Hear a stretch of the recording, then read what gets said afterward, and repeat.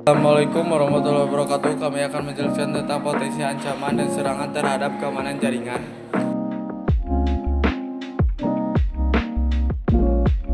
Yang ke-1 ada analisis keamanan jaringan. Poin 1, vulnerability. Vulnerability adalah kelemahan atau celah threat keamanan dalam sebuah sistem perangkat lunak atau jaringan yang dapat dieksploitasi oleh pihak yang tidak berwenang untuk mendapatkan akses ilegal, mencuri data, atau merusak sistem. Yang poin 2, threat adalah jaringan potensi bahaya atau aktivitas merusak atau membahayakan kerahasiaan, integritas, dan ketersediaan data atau sistem dalam sebuah jaringan. Poin 3, impact. Impact merupakan tindakan menganalisis dampak-dampak yang diakibatkan oleh serangan yang terjadi dalam jaringan seperti decryption, denial, dan lain-lain. Poin 4, frekuensi. Frekuensi merupakan aktivitas menganalisis dan mencatat frekuensi serangan pada jaringan selama periode waktu tertentu, misalnya mencatat frekuensi host yang diserang virus atau serangan lainnya. Poin 5, recommended countermeasures. Recommended dapat diartikan sebagai tindakan penanggulangan yang direkomendasikan atau langkah pencegahan yang disarankan. Yang kedua, jenis-jenis serangan umum.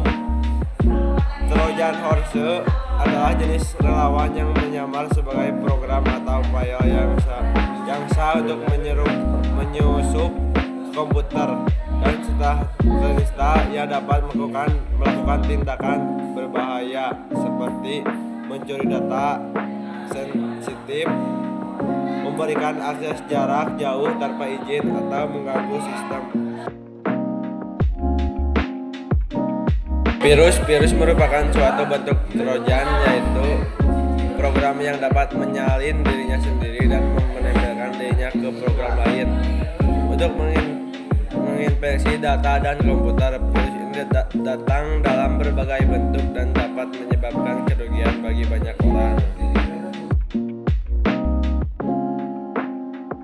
Word adalah jenis malware perangkat lunak berbahaya yang dapat mengandalkan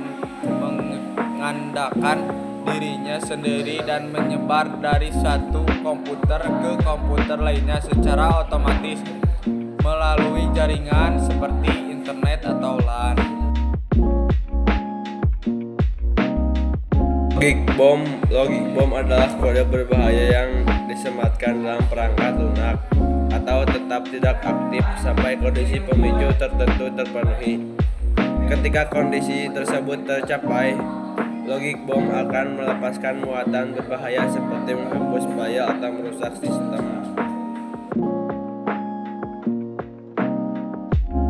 Eavesdropping adalah tindakan mendengarkan percakapan pribadi orang lain secara diam-diam tanpa izin, baik secara fisik maupun melalui teknologi.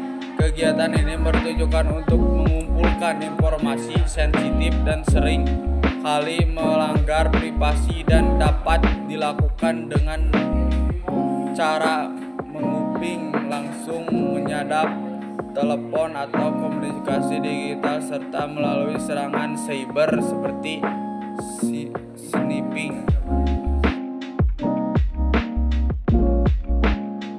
Spoofing adalah tindakan penipuan di mana pelaku penyamaran di identitas aslinya untuk menyamar sebagai seorang atau sesuatu yang mempercaya untuk mencuri data uang atau menyebarkan malware. Pelaku memasukkan informasi teknis seperti alamat IP, mail, atau penelepon agar terlihat sah dan dapat membujuk korban untuk bertingkah tanpa curiga, seperti mengklik tautan berbahaya atau memberikan informasi sensitif.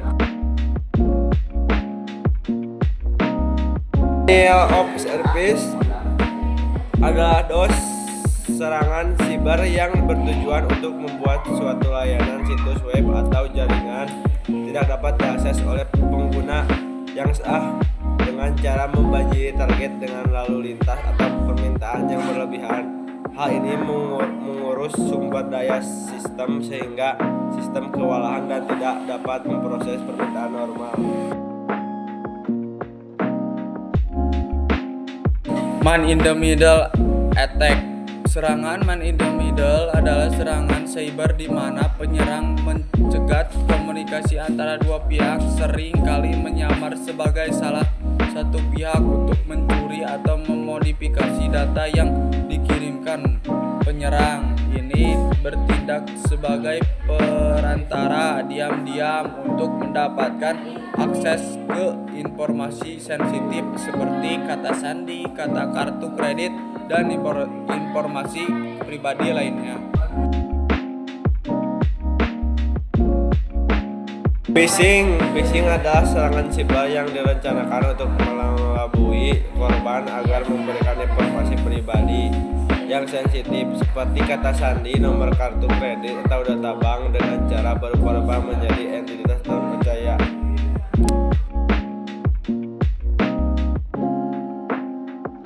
Serangan layar aplikasi. Serangan layar aplikasi adalah serangan cyber yang menargetkan kelemahan dalam aplikasi itu sendiri. Lapisan 7 model OOC bukan pada jaringan atau infrastruktur. Tujuannya adalah untuk menghabiskan sumber daya server dengan mengirimkan permintaan yang berlebihan seperti permintaan HTTP sehingga aplikasi menjadi tidak tersedia atau melambat secara signifikan sebagai pengguna yang sah. Yang ketiga, meningkatkan keamanan jaringan. Poin 1, ganti alamat SSID. Mengganti nama SSID adalah mengubah nama jaringan Wi-Fi Anda yang dapat dilihat oleh perangkat lain. Poin 2, gunakan enkripsi. Enkripsi jaringan adalah proses pengubahan data yang dapat dibaca menjadi kode rahasia agar aman selama pengiriman melalui jaringan. Poin 3, menonaktifkan fitur interface router. Menonaktifkan fitur interface router berarti mematikan fungsi spesifik pada part fisik atau logis router agar tidak lagi mengirimkan atau menerima data.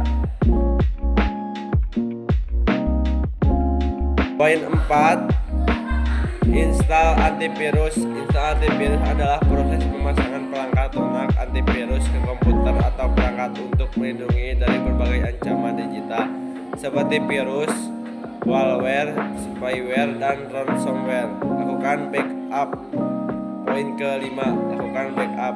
Melakukan backup berarti membuat salinan cadangan dari data atau file ke perangkat penyimpanan lain. Tujuan utamanya adalah untuk melindungi atau dari kehilangan atau kerusakan. Kesimpulan dari potensi ancaman dan serangan terhadap keamanan jaringan adalah bahwa ancaman cyber terus berkembang dengan pelaku yang menggunakan teknik canggih untuk mengganggu layanan, mencuri data, mengubah data, merusak sistem, atau melakukan penipuan. Ancaman-ancaman ini mencakup serangan malware, ancaman internet, phishing, ransomware, dan serangan DDoS yang dapat melumpuhkan jaringan, mencuri informasi sensitif, atau memberikan akses tidak sah. Keberadaan alat seperti malware, service, dan AI semakin memudahkan penyerang untuk melancarkan serangan skala besar atau efisien.